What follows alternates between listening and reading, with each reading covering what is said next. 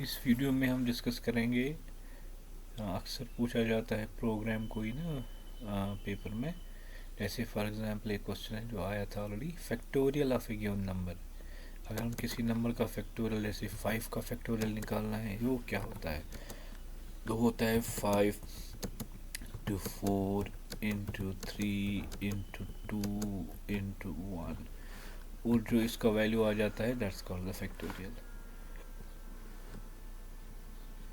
तो वो प्रोग्राम वीबी में कैसे होगा? जैसे फॉर एग्जांपल प्राइवेट सब कमांड, तो बाय डिफ़ॉल्ट कमांड बटन में जब हम डबल क्लिक करते हैं तो ये आ जाता है। तो इस प्राइवेट सब रूटीन का एंड होता है एंड सब। ठीक है, इसके बीच में जो हम प्रोग्राम लिखते हैं तो वो जैसे ये है फैक्टोरियल का प्रोग्राम। तो डिम नंबर, हमने एक नंबर एंटर किया, वेरिएबल डिक्लेयर किया जिसका नाम है NUM। दूसरा वेरिएबल है फैक्ट, मतलब फैक्टोरियल। फैक्टोरियल दोनों क्या है? इंटीजर्स। ये जो नम है या फैक्ट है, ये जो एक्सेप्ट करेंगे सिर्फ खाली इंटीजर्स। तो जैसे हम प्रोग्राम रन कर रहे हैं, वहाँ पर एक टेक्स्ट बॉक्स है, उसके अंदर हम वैल्यू डालेंगे। जैसे enter the value for factorial. ठीक है, से हमने दे दिया 5। तो टेक्स्ट वन में जो 5 वैल्यू जाता है वो कहाँ पर आ जाता है? नम में आ जाता है। ठीक है, हम इसको दूसरी तरह से भी कर सकते हैं। इसकी शॉर्टकट में जो नंबर हमने टेक्स्ट बॉक्स 1 में एंटर किया है वो नम में चला गया। दूसरा भी तरीका है, वो मैं इसके बाद बताऊंगा। तो नम में जो फॉर एग्जांपल टेक्स्ट 1 में उन्हें 5 दे दिया तो 5 नम में आ गया। तो फैक्टोरियल एक वेरिएबल है जिसको हमने 1 दे दिया, क्योंकि फैक्टोरियल में मल्टीप्लिकेशन होता है। इस वजह से हमने फैक्टोरियल को 1 दे दिया। अगर यहाँ पर 0 दे देते तो जो भी इनिशियल वैल्यू इसका 0 होता तो सब का सब फॉर एग्जांपल क्या वो सब 0 हो जाता है। इसलिए हमने फैक्टोरियल का इनिशियल वैल्यू क्या रखा? 1। फिर हमने फॉर लूप का इस्तेमाल किया है। फॉर लूप का इस्तेमाल किया है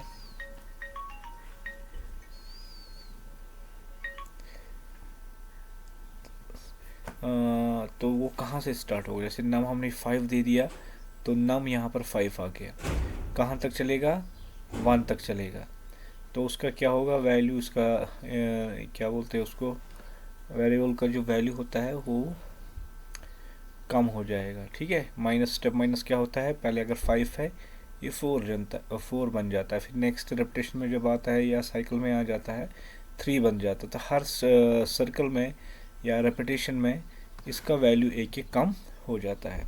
तो से हमने टेक्स्ट 1 में 5 दिया, वो नम में चला गया 5।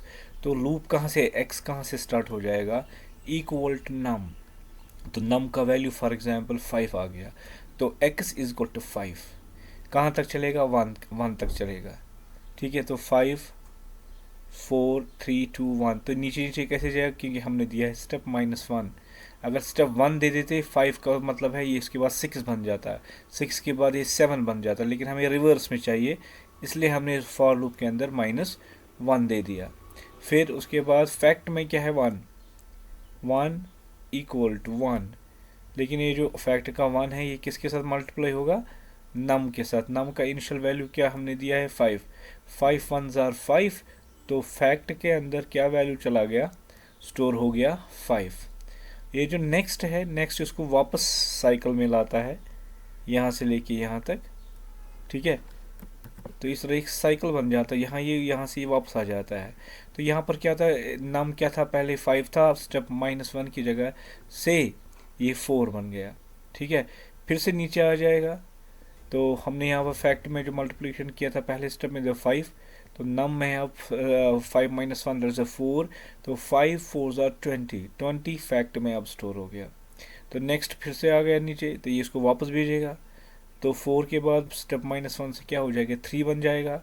फिर से नीचे आएगा, ये इससे पर यहाँ पर 20 था, 20 नम के अंदर इस टाइम क्या है? जब स्टेप -1 सेकेंड टाइम की वजह से वो 3 बन गया।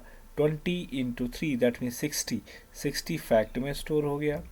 नेक्स्ट फिर ये कहाँ तक चलेगा? जब तक कि 1 होगा। 1 से नीचे वैल्यू होगा तो लूप क्लोज हो जाएगा। तो नेक्स्ट वापस भेजेगा, 3 के बाद 2 बन जाएगा। तो यहाँ पर 60 था, तो नम के अंदर अपडेटेड वैल्यू है now that is the 2। So 60 into two means 120, so 120 fact में स्टोर हो जाएगा।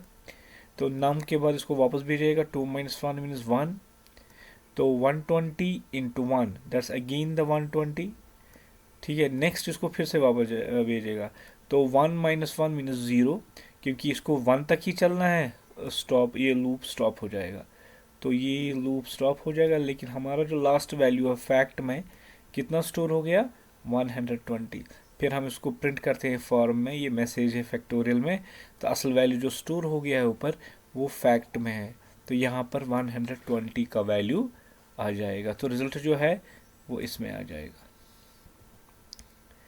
तो नेक्स्ट क्वेश्चन जो पूछा गया था एग्ज़ाम में, लूप क्या है और इसके एडवांटेजेस क्या है। So loop in the programming language में be defined as a iteration, ठीक है, इटरेशन या इटरेशन आप बता दीजिए, of a particular set of code unless it meets the specified condition. तो ये iteration means a round, iteration और साइकिल में लिखूंगा इसको, of a particular set of code, वो चलता रहता है जब तक कि कोई कंडीशन मेट होती है। जैसे उसका मतलब है लूप का अंदर जो कंडीशन ट्रू होती है, लूप साइकिल में चलता रहता है, आइट्रेशन लेता रहता है। तो जब तक कि लूप की कंडीशन ट्रू है, लूप चलता रहता है। या कोई को हमने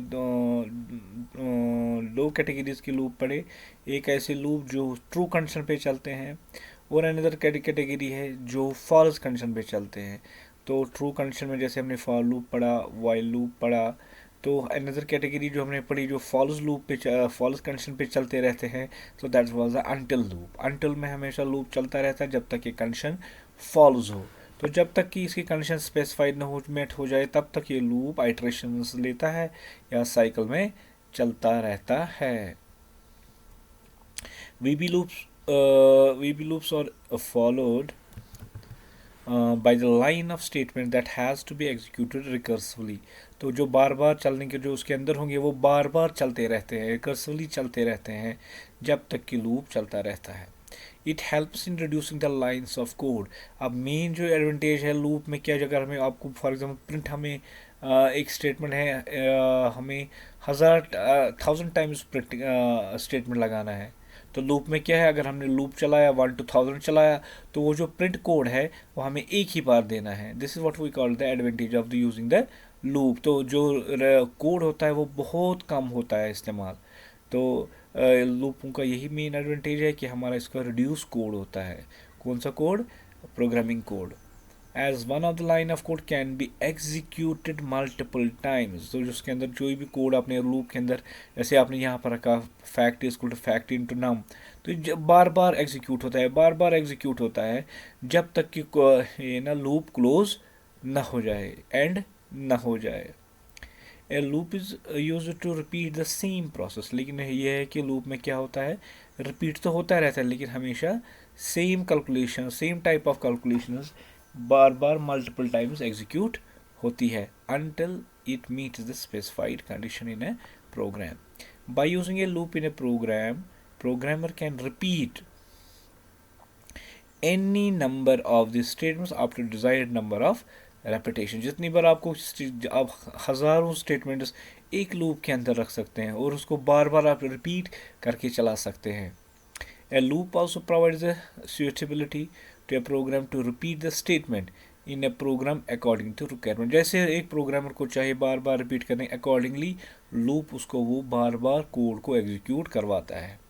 A loop is also used to reduce the program complexity, easy to understand and easy to debug।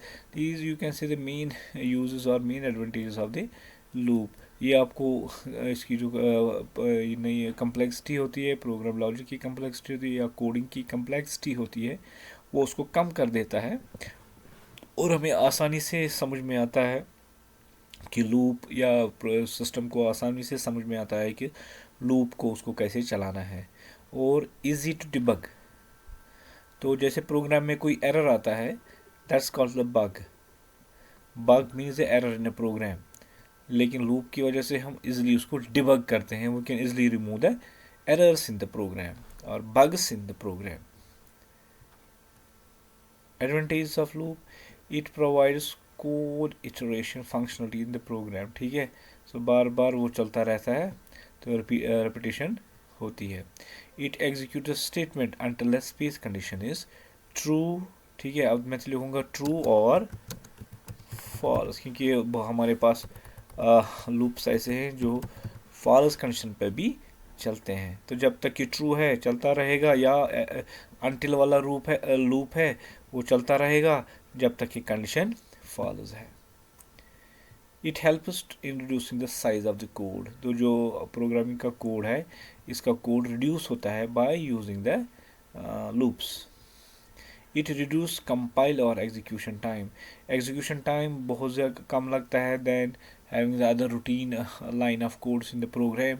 सो इससे क्या होता है, एग्जीक्यूशन टाइम भी कम लगता है. And this is compile time, जिसको हम बोलते हैं कंपाइल टाइम. क्या होता है, ट्रांसलेशन. जैसे मैंने आपको बताया कि मेन क्लास में कि ये जो प्रोग्राम हम लिखते हैं वीबी में, ये पहले ट्रांसलेट होता है in the form of वनस and zeros, जिसको हम बाइनरी कोड का नाम देते हैं.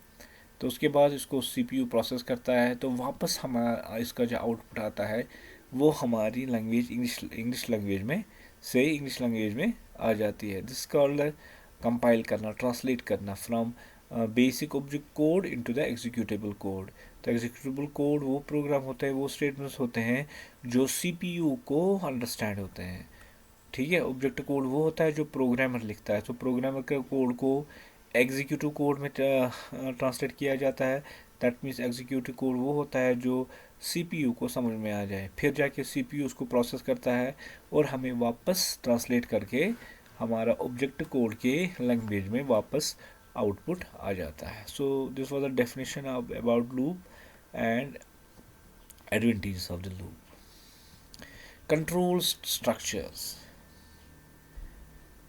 प्रोग्रामिंग में ये तो हर कोई प्रोग्रामिंग है, जो भी प्रोग्रामिंग किसी भी प्रोग्राम में आप करो ना इस्तेमाल, उसमें जो होते हैं वो are using the control structures.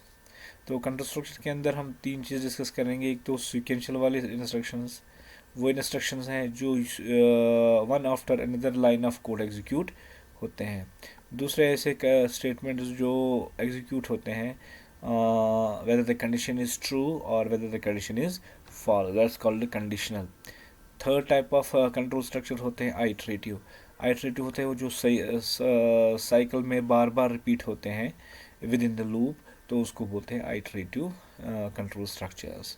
तो कंट्रोल स्ट्रक्चर्स जो प्रोग्रामिंग लैंग्वेज में लिखे जाते हैं are step by step instructions, ठीक है. जो प्रोग्राम में क्या होता है, हम जब प्रोग्राम लिखते हैं उसको स्टेप बाय स्टेप पहला इंस्ट्रक्शन लिखते हैं या लाइन ऑफ कोड लिखते हैं. पहले एक लाइन, फिर सेकंड लाइन, फिर थर्ड लाइन, फिर fourth, fifth, six, accordingly end of the program programming के इंस्ट्रक्शंस या लाइन ऑफ कोड्स लिखे जाते हैं.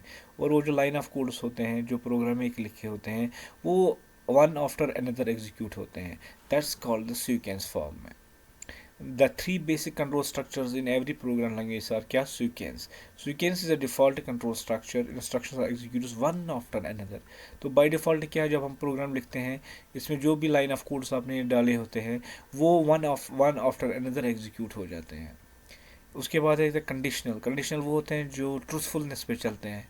If the condition is true तो कुछ स्टेटमेंट्स एग्जीक्यूट होते हैं. If the condition is false तो another set of instructions execute हो जाते हैं. तो द कंडीशनल इफ देन और if then else control structure allows the program to follow alternative paths of execution. Alternatives कैसे हम समझेंगे, if the condition is true तो ये वाले स्टेटमेंट एग्जीक्यूट हो जाएंगे. If the condition is follows other set of ये instructions will get execute. Third type of control structure जिसको हम आइटरेटिव होता है, जो बार बार एग्जीक्यूट होते हैं, उसको हम लूपिंग का कंसेप्ट ऑलरेडी हमने पढ़ा है. सो आइटरेशन बोलिए in the form of loop बोलिए. So this is another group of control structure that we use in our program. So it gives computers much of their power. They can repeat a sequence of steps as often as necessary. and appropriate repetitions of quite simple steps can solve complex problems। ठीक है, तो जो भी ऐसे बहुत सारे ऐसे problems होते हैं जो रिपीटेड सेट ऑफ इंस्ट्रक्शंस पे सॉल्व हो जाते हैं, तो लूप्स का इस्तेमाल करने से हमारे रेपिटेटिव जो इंस्ट्रक्शंस होते हैं या प्रोग्राम्स होते हैं वो हमारी बहुत सारी प्रॉब्लम को सॉल्व करते हैं। सो दो structures are called the control structure। So we have three types of structure, one is the sequential, conditional and iterative। ठीक है, तो उसके बाद नेक्स्ट क्वेश्चन है फॉर और वाइल लूप में क्या फ़र्क है। फॉर लूप हम तब इस्तेमाल करते हैं जब हमें स्टार्ट का भी पता हो और एंड का भी पता हो। तो वाइल लूप में क्या होता है कि हमें पता नहीं होता है कि हमें कब प्रोग्राम स्टॉप होगा या कब जाके एंड होगा। इन computer programming language iteration stage like for loop and while loop are used and while loops are used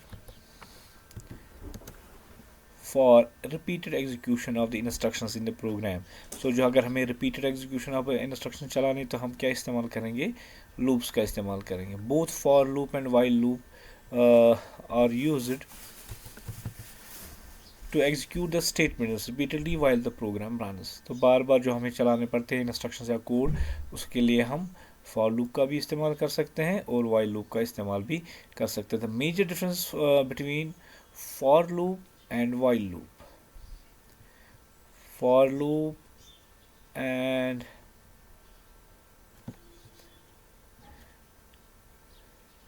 while loop is that for loop is used when the number of iterations is known।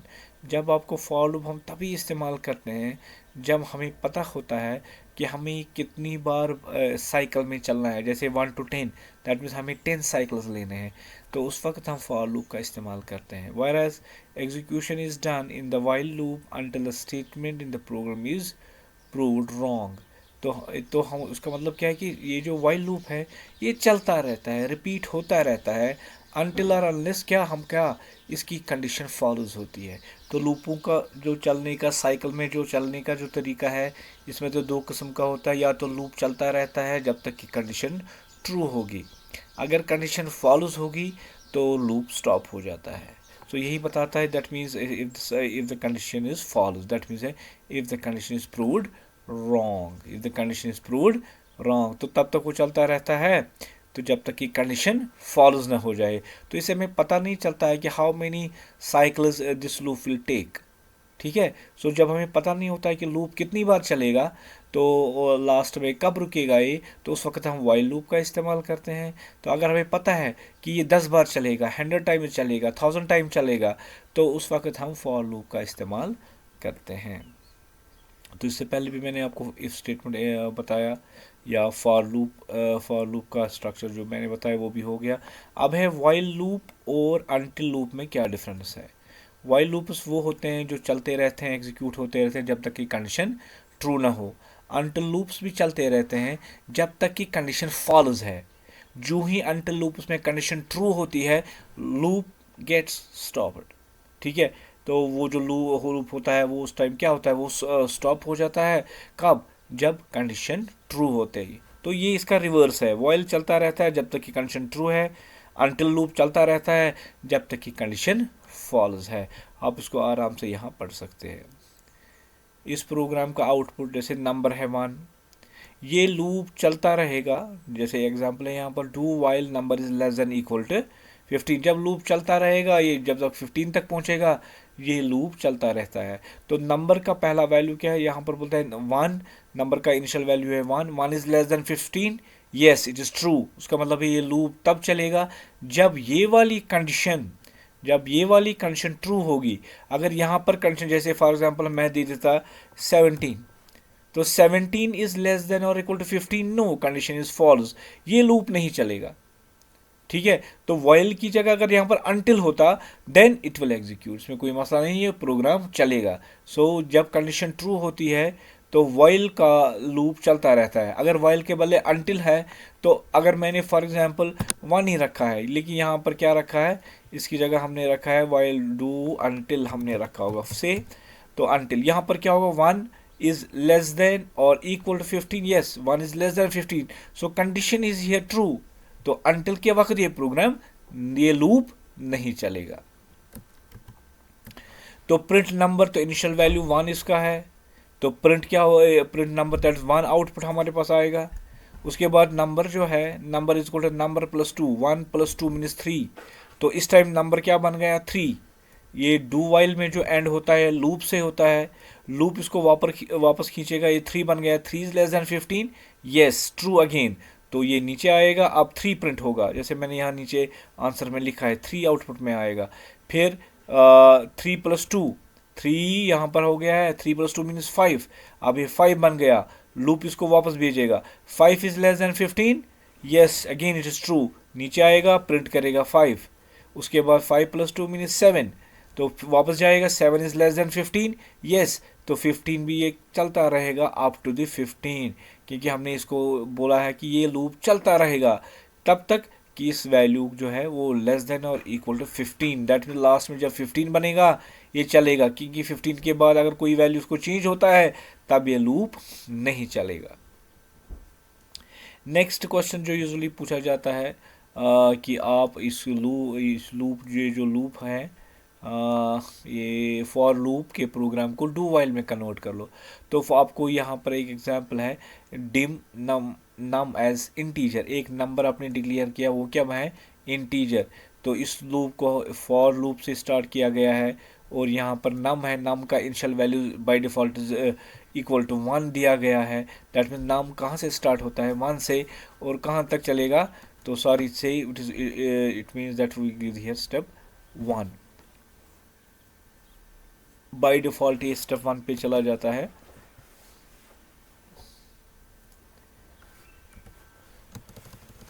So programme इस तरह है, for num is equal to 1 to 30, step 1, step हो गया addition bye 1, नाम पहले 1 है तो step 1 का मतलब है 1 + 1 दैट मीन्स 2 बनेगा।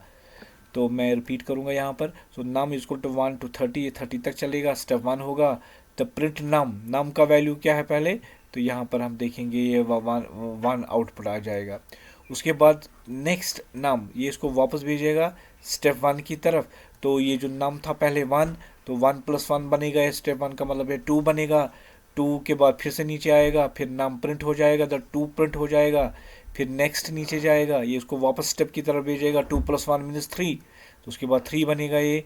तो स्टेप जब तक ये सर्कल में चलता जाएगा 1 to 30 तक ये लास्ट में चलेगा, तो हर बार नाम का वैल्यू प्रिंट होगा। सो 1 to 30 ये प्रिंट करेगा, 1 to 30 ये प्रिंट करेगा। अब इसी फॉर लूप के प्रोग्राम को हमें वाइल लूप में कन्वर्ट करना है। किस में करना है, डू वाइल में कन्वर्ट करना है। तो इस पहला स्टेटमेंट तो सेम रहेगा, डिम नाम एज ए इंटीजर, ठीक है। फिर हमने क्या दे दिया, ये जो वाइल लूप में होता है या फॉर लूप में होता है, फॉर लूप के अंदर ना ये जो पहला वेरिएबल होता है इसका इनिशियल वैल्यू इंटरनली सेट किया जाता है, लेकिन डू वाइल में हमें बाहर इस नंबर का इनिशियल वैल्यू देना पड़ता है। क्या देना पड़ता है, इनिशियल वैल्यू बाहर ही देना पड़ता है। तो हमने दे दिया नाम इज इक्वल टू 1। तो while is the condition, while is the condition. तो यहाँ पर हमने खाली वाइल लूप का इस्तेमाल किया है, वाइल लूप का हमने इस्तेमाल किया है। और वाइल लूप का जब हमने इस्तेमाल किया है तो हम खाली डायरेक्टली क्या लिखेंगे यहाँ पर, वाइल। वाइल कहाँ तक चलेगा, यहाँ पर लास्ट वैल्यू है 30, तो इसको बोलते हैं हम लेस देन और इक्वल टू, नम को चलाते जाओ जब तक कि नम कितना बनेगा 30। तो 30 is the deadline, 30 is the deadline. तो उसके बाद प्रिंट नाम एज इट इज सेम होगा, ठीक है। फिर नेक्स्ट के बाद कहाँ पहुँचा, स्टेप 1। तो यहाँ पर तुमने स्टेप दिया ही नहीं, तो हम लिखेंगे इसको नाम इक्वल टू नाम + 1। तो जो यहाँ पर स्टेप 1 की जगह जो स्टेप होता है फॉर लूप के एक ही लाइन में वहाँ पर ही ऐड किया जाए, लेकिन वाइल के बॉडी के अंदर हमें ये स्टेपिंग देनी पड़ती है, नाम इज इक्वल टू नाम + 1। तो फिर वाइल का जो क्लोजिंग होता है दैट इज़ अ वेंड। तो वेंड इसका क्लोजिंग, ये इसको वापस भेजेगा ऊपर इस लाइन की और। तो पहले नाम 1 था, यहाँ पर जो नाम है ये 2 बन गया, नाम यहाँ पर 2 बन गया। सो उसके बाद नाम प्रिंट होगा तो 2 प्रिंट होगा। तो वेंड इस उसके बाद 2 + 1 मीन्स 3, तो नाम का अपडेटेड वैल्यू बन जाता है 3। सो दिस इज स्टेपिंग, ठीक है। स्टेपिंग स्टेटमेंट जो हमने फॉर लूप में जो यहाँ पर होता है स्टेप का, तो स्टेप जो है वो यहाँ पर ट्रांसलेट इस तरह से होता है। सो इस तरह से लूप चलता जाएगा और 1 to 30 तक प्रिंट कंटिन्यूसली दे देगा। जो ही 30 हो जाएगा उसके बाद लूप क्लोज हो जाएगा। होप आपको ये समझ में आया होगा इंशाल्लाह। अस्सलामु अलैकुम।